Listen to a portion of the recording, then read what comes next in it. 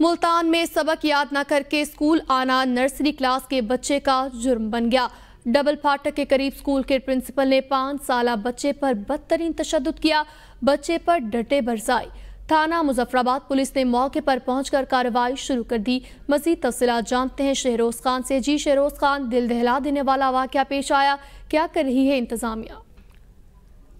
जी बिल्कुल, सबक याद ना करने पर स्कूल के बच्चे को जो है ना प्रिंसिपल ने तशद्दुद किया है डंडों के साथ, और जिस्म पर जो है वो लाल जो है निशान भी पड़ गए हैं। तो यहाँ पर मुल्तान में आए रोज ये वाकयात जो है हो रहे हैं, लेकिन इंतजामिया बिल्कुल जो है खामोश है। तो जो बच्चे की वालदा है उसका ये कहना है कि हमारे बच्चे पर जो तशद्दुद करने वाला मुलजिम है उसको जल्द गिरफ्तार करें और उसको सजा भी दें। और थाना मुजफ्फराबाद पुलिस ने जो है कार्रवाई शुरू भी कर दी है। पुलिस का कहना है कि जल्द मुलजिम को गिरफ्तार करके जो है उसको सजा दी जाएगी। जी, अपडेट करने के लिए शहरोज शुक्रिया।